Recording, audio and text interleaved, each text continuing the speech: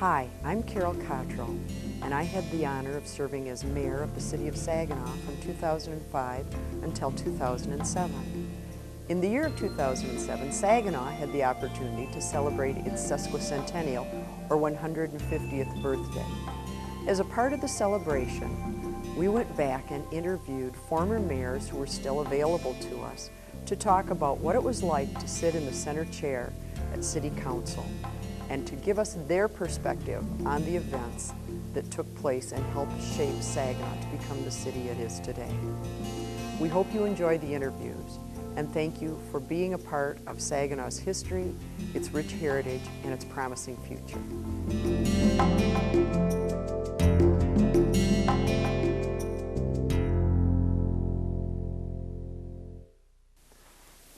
I served on the council, I believe, longer than any other member of the council, but the corporation I worked for didn't want me to assume the mayorship, and so I served many years, and then finally the corporation relented and thought I should to be able to mayor. But I remember the night the council had the vote, of course, for the mayor, and there were other candidates.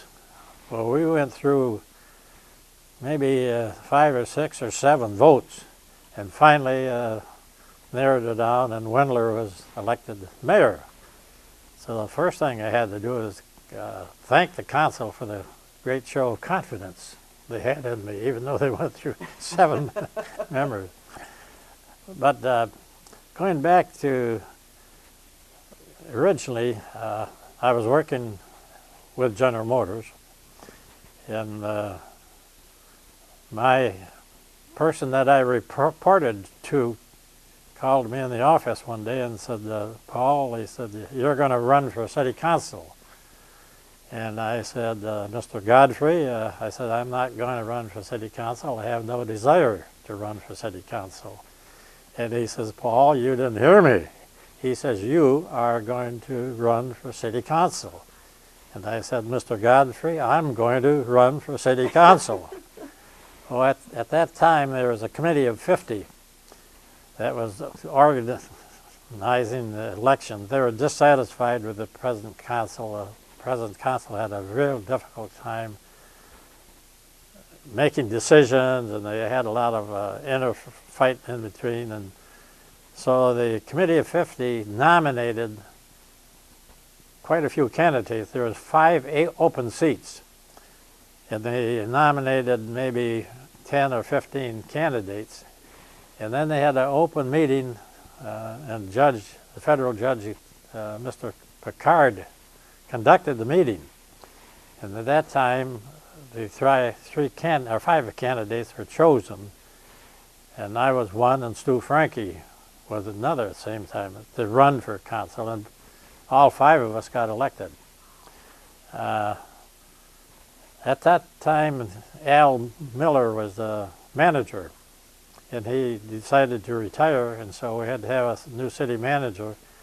And Stu Franke and I were chosen to present and find out the candidates. And so first thing Stu and I did, we went to Chicago to visit the University of Chicago because they trained city managers. And we had a little time to kill, and I can remember Stu and I were sitting on the breakwater of Lake Michigan there, and Stu turned to me, he says, Wendler, now you're elected to city council, what are you going to do? And I said, Stu, what are you going to do? And Stu said, oh, I'm going to annex Saginaw Township. And I said, well, I'm going to build a civic center.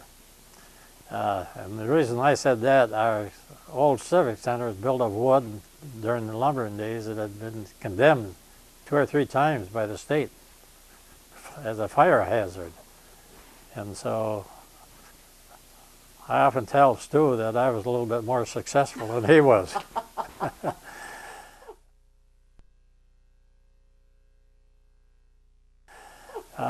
So we went about then the Civic Center, of course, is my fondest memory of serving the city for all those years. First thing we had to do was hire an architect, and we surveyed many architects, and we settled more on Welton Beckett of California, who built the famous music hall, world renowned, especially for their acoustics. So the manager and myself and one other councilman went out to interview Welton Beckett, and we decided that among ourselves that probably he was the top candidate, and then we visited other of their establishments that they had built. So we come back, and then one thing we said to Welton Beckett, we'll hire you to build a civic center, but you got one major condition, that you got to put the works manager that built the music hall on our job. And they agreed to do that. And we assisted. One of the highlights of building a civic center was acoustics in the music hall. And it turned out that the acoustics, we've had many compliments countrywide on the acoustics. When we first attempted to pass the bill, however, we had to go to the public, and they turned it down. And then we went back the second time, and we added more to the bill, and then the public accepted it, and we went ahead and built the civic center. One of the things that kind of interesting running for city council, we decided we weren't going to promise anything, except one of the major bridges here in town had to be rebuilt. It was old and decrepit, and the current council before we were on it could never make up their mind whether it would be high or low. And so the only thing that the five of us candidates promised, that we would make a decision. And we added one other thing. We added all the streets up in the northeast part of Saginaw, where most of them were not paved and no sidewalks, and we added that to our campaign, that we'd see to it that that was taken care of. So we had an interesting time, and opening up the Civic Center, and we opened up in '72, and one of the highlights, we had 2 weeks of entertainment. Lawrence Welk was one of the major, and in 2 days all the tickets were sold out. We sold out over 7,000 tickets there. And I had the privilege to greet Lawrence Welk at the airport.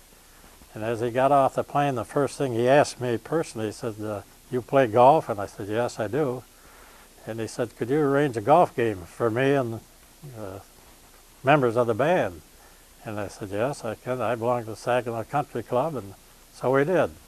Lawrence got tied up and he couldn't make it, but I played golf with several of the band members and so forth.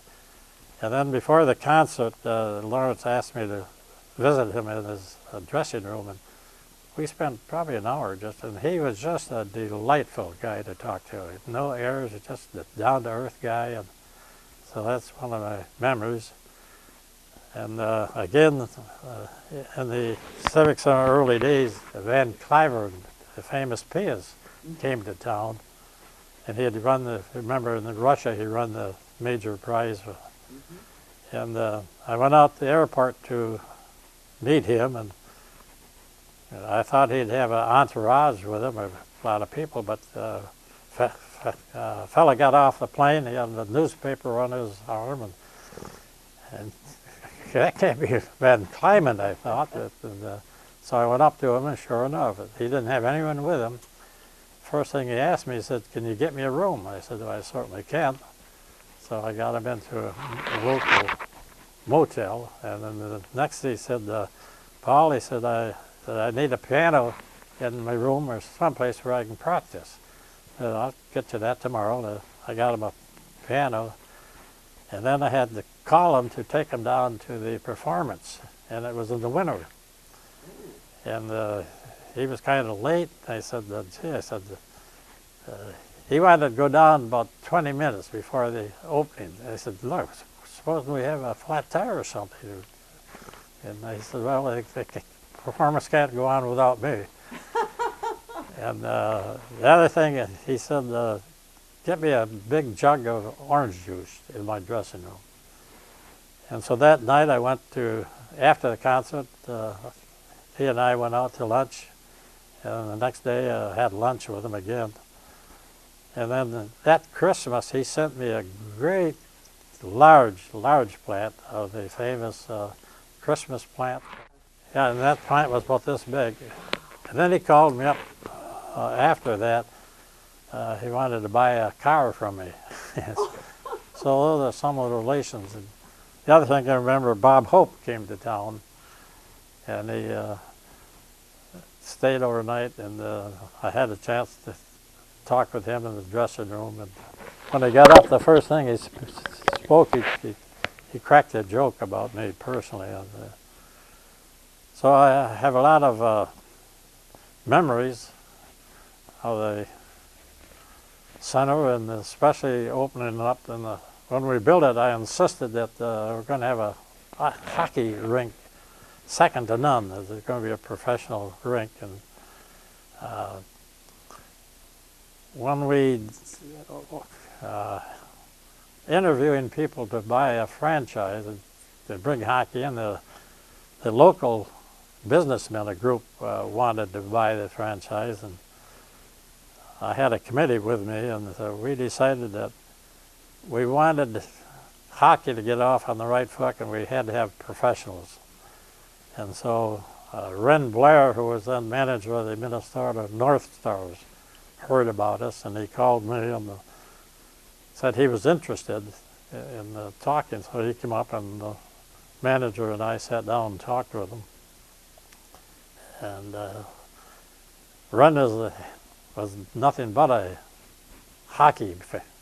He owned part of the Pittsburgh Penguins, and so he was a professional, and we agreed that he would buy it. And we had a lot of success under Ren, and then we had economy took a downturn, and then he sold it to the businessmen here, and that didn't work out too well. Then we went through several other teams, and this was over a period of 2 years. And then Ren Bear called me about 3 years ago and said, we got to get hockey back in the Saginaw, Paul. And he said, the Ontario hockey team in Canada, one of the teams wants to sell their franchise. And he said, the first thing we decided to do before we talked to anybody was we put on a game here just to test the market. And we had all the old professionals come back, and we had another team play them, and I bought the cup for the winner. And we had a good turnout. So Ren and I said that let's try to get hockey back.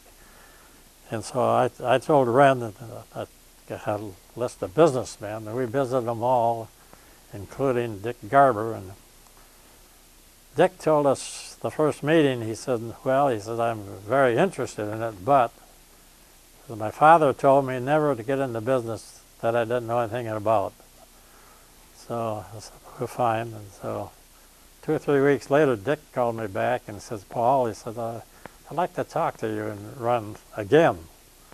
So I got Ren, who was living in Canada, got him back, and we met with Dick, and Dick says, I'm interested, yes, I'd like to pursue buying the franchise. And that's how we got hockey back, and it's been real successful. We're averaging about 4,500 people every game, and so that's another highlight in my life, to get that, and make sure that the Civic Center is still working. Yeah. But that's during my term as I was Mayor Pro Tem, when we had the riot in Saginaw, and it was real bad. The houses, the buildings, there was 2 or 3 fires all over Saginaw. There was a tent, kind of people were kind of lining up on the bridges to separate the east and the west side. There was that. Got a lot of people getting guns out of the basement, and it was growing worse all the time. And finally, I decided that I was going to call the governor and try to get the state police into Saginaw, and I did. And talked with the state police commander, and he says, well, he says, let's wait another 45 hours or so, and if it's getting worse, we'll be up there. Well, it started to settle down, and so we didn't. The police never come up, but it was a real serious crisis in Saginaw, and it's just too bad that we have those conditions, and we still have that bitterness, I'm so afraid, in the city yet. But I say, my service to the city has been real good to me. Keeps you busy, keeps your mind alert.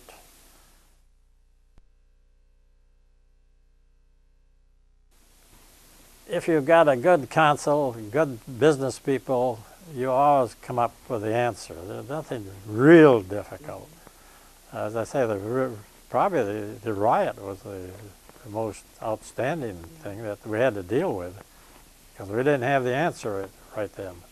Although Henry was mayor, I was mayor, and he did a wonderful job. He immediately called a meeting of people in Saginaw down at the old Bancroft Hotel, and so, but probably that was the worst moment in my history. Otherwise, we had different, different, I think, in these days. We had a group of business people on the city council when I served, and we had differences of opinion. We never voted I never called, but to my memory, called another councilman and says, how are you going to vote? We were all independent. We voted the way we saw it, and all were friends. No much bickering or anything in the council. And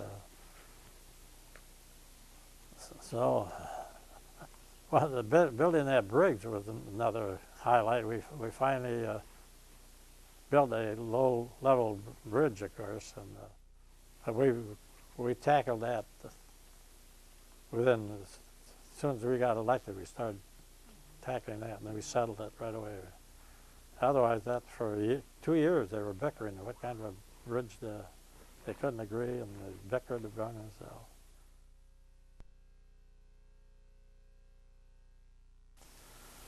Well, we should have done a better job on communications with everybody, so we didn't have this friction in the city, east and west side. Probably we could have done better on recreation,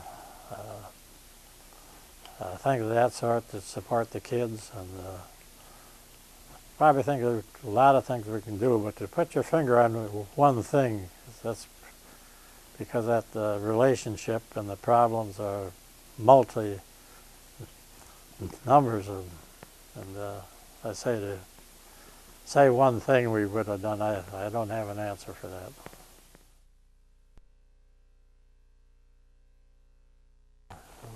When we visited the University of Chicago, we're looking for city managers. They recommended several people, and Ed Potoff was manager of Niagara Falls. And so Stu and I went to Niagara Falls and interviewed a lot of people, businesses, the unions, and they all had pretty hard marks for Ed. And so Stu and I then came back and recommended to the council that we hire Ed Potoff, in which we did. And in my opinion, Ed Potoff was one of the top city managers. Ed had worked for a number of years for Haile Selassie in Ethiopia. He was an engineer, but Ed was also a good businessman, and very thorough, very hard-headed. He ruled the city, and he was a real fine city manager. And I think Stu and I personally did a good job in recommending Ed. I think Ed was one of the finest city managers. He was hard to get along with. He had a temper and all that stuff, but he did everything he thought was best for the city. No politics, and people couldn't pressure him.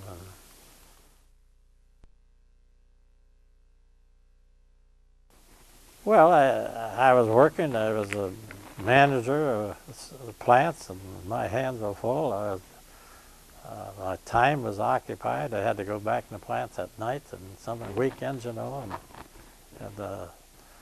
and I was young, kind of. My time, I wasn't ready quite thinking for it, but the boss thought I was, and when the boss says you're going to run for city council, I agreed with him.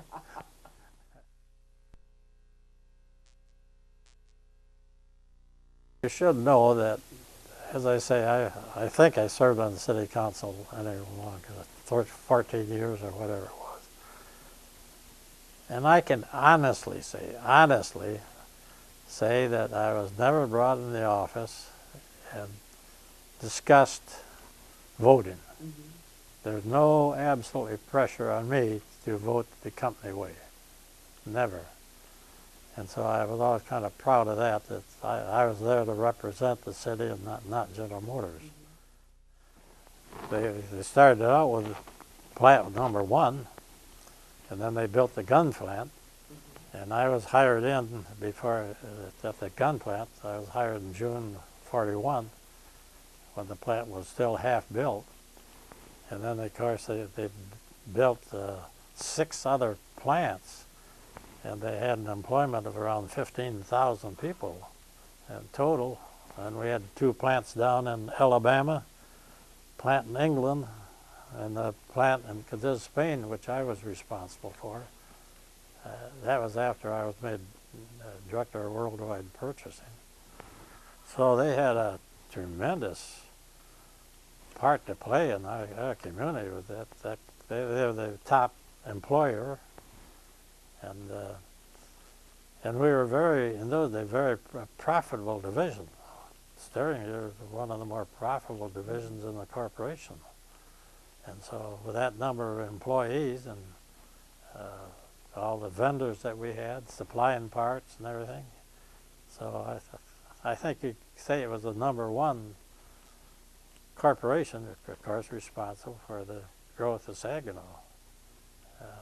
And then when you think of the other General Motors plants, the Melville Line, the Central Foundry, and the other groups there, this was a General Motors plant.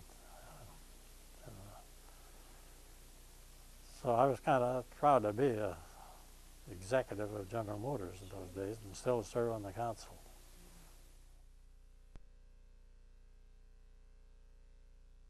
Well, I think personally it was probably the opening of the Civic Center. We had 2 weeks of celebration.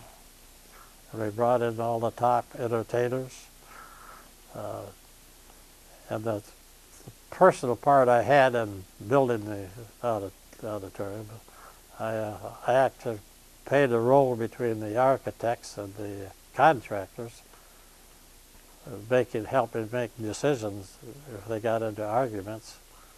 And as I say, I insisted that one thing we talked about the old Civic Center, it had a wonderful acoustic value because it was built all of wood. And so there's a lot of music lovers who were concerned about building another Civic Center. And so I assured them that we were going to do the best, and we got welcome Beckett. So I guess that's kind of personal.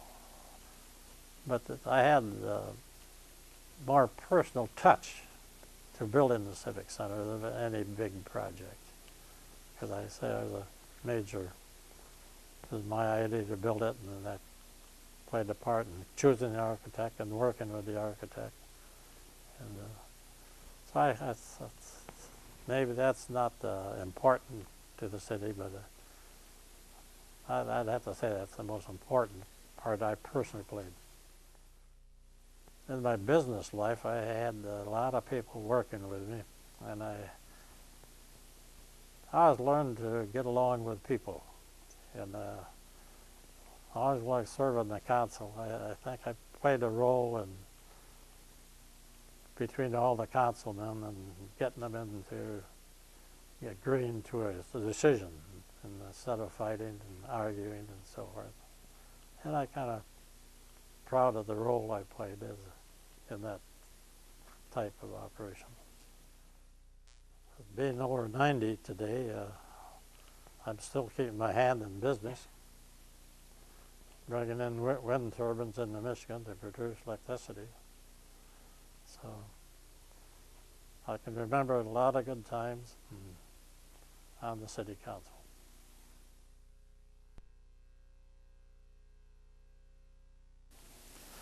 Well, I think the major problem is the flight of the people from the city. Now, I've lived in the city since 1941. I built a home. I still live there, and I tend to live there as long as I'm able to. But when I see the flight of the people moving out into the township and changing people here in the city, I think it's just too bad we can't encourage the people.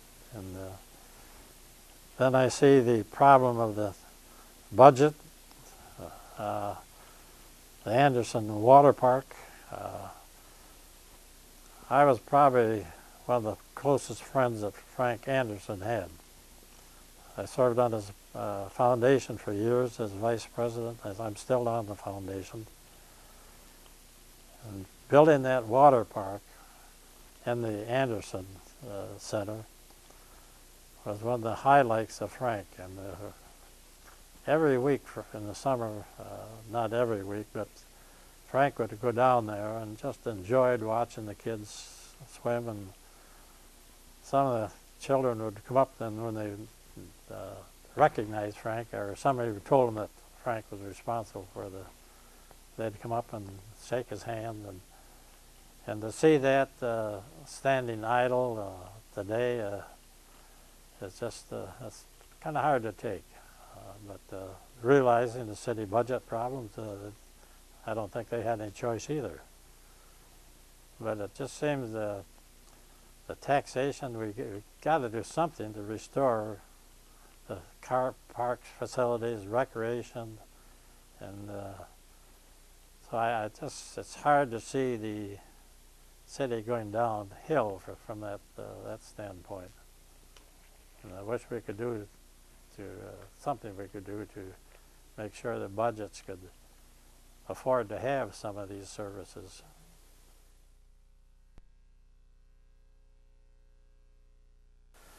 I have served as a commissioner of the DNR for years. Really? And now we got the city manager on the DNR, and we got the pastor of the church and on the DNR. And I still have a lot of connections with the DNR myself. I'm chairman of the advisory of Lake Huron, and I'm on the advisory for the entire Great Lakes system. And all the states, it's a treaty between U.S. and Canada. So I still got my hands in all the DNR work. And I was one of the responsible for organizing Michigan United Conservation Clubs 65 years ago. We now have 450 clubs and 80,000 members in Michigan. Oh my goodness. And as past president of that, I'm still active in the conservation work.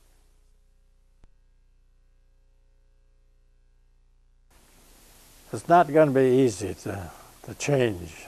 We're on a downhill slide, and there's nothing magic that's going to go. Now, with the Dow Corning plant out there, new power plants being talked about, we still got a lot of opportunities, and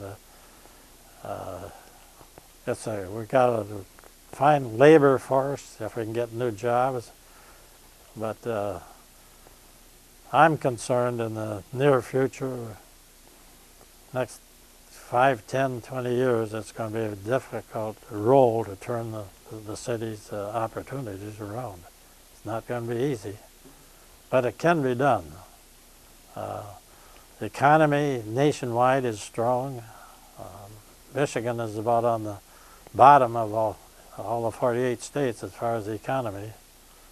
And so it's Michigan and the city has got a real tough role to improve, to get jobs back into Michigan. So I'm not very optimistic that's going to happen in the near future.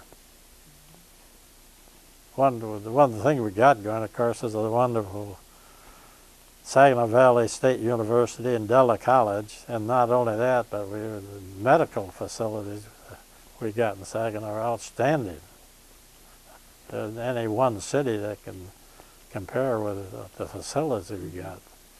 So I think that's the most salient point that we have to rebuild the city. And so we can be all hopeful. We ought to be all hopeful, but I say it's going to be difficult to turn things around in the near future. Currently, we have a fine city manager in town, and I think in cooperation with the council that he's going to do everything, and the council, and yourself, Carol, that you've done a major role for the city. And as I say, right today, my difficulty is the Anderson Park, because I played really a major role when Frank and I was vice president of Frank, and he confided me, and we worked as a team. Mm-hmm. And I worked on the Anderson building there, and convinced Frank that was a good thing. There was a school board at the Handley School, mm-hmm. and they called Frank and I over to talk, and they were the ones that were pushing this Anderson Center, mm-hmm. as now called. Mm-hmm. And Frank was kind of lukewarm, and I talked with him and convinced him it sounded like a good project. And so we hired the architect, and the first thing Frank said, now when you build that, he says, when they walk into that building, I want all glass. And so you see all that glass back? That was Frank. Beautiful. That was Frank's idea, really? Personally. Wow. He was the one that told the architects that's what he wanted.